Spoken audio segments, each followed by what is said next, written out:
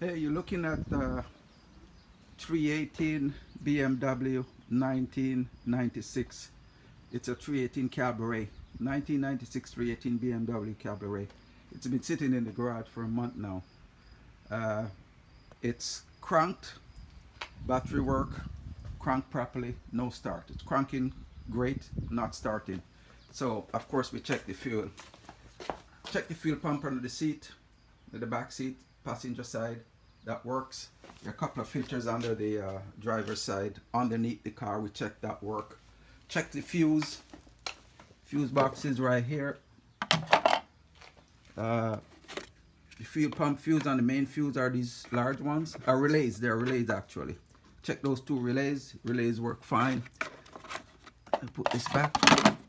So next thing is to check for spark. Take this off. Pull one plug, check, and it's not sparking. That doesn't spark. We just figured it's got to be something with the ignition. So I replaced the coil pack actually. That's $250 that I didn't have to spend. It's got a main coil pack, not a single pack. It's got a main one here. It's got some connectors underneath. And these run into the plugs underneath there. We changed that and it still didn't start. The next thing I did was I pulled the plug out and turned the lights off and did a ignition test. There's no spark. So that's very strange. Coil pack work, no spark. Got to be a sensor. There are a couple of sensors. There's a crank position sensor, and there's a camshaft sensor, camshaft position sensor, CPS. There's a piece CPS on the floor there. It's a connector, and this side goes in the engine.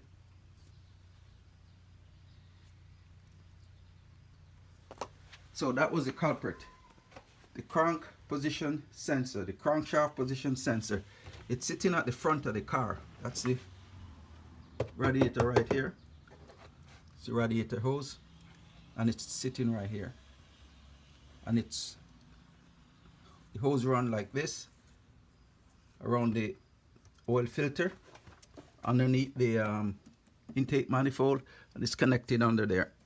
So I had to take the intake manifold off, pull the screw, and replace it.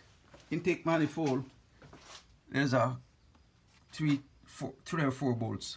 1, 2, 3, foot one back there. It's hard to get at, but you can get there with a 11. They're all 11. So you take that off.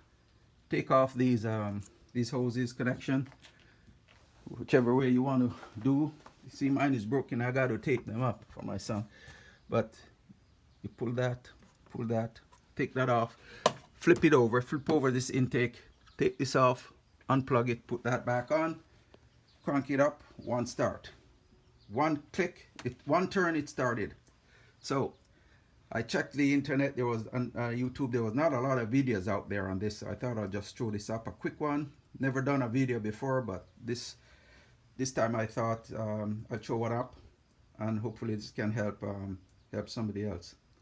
Like I said, it's the camshaft position sensor, CPS, not the crank, the camshaft. There are two sensors. There's a crank position sensor too, but there's a camshaft position sensor. That's the one. You don't have to change your coil pack. You don't have to change your gas pump under the back seat. You don't have to change anything else. Just do some analysis and change this camshaft position sensor. It's a sensor that runs from here.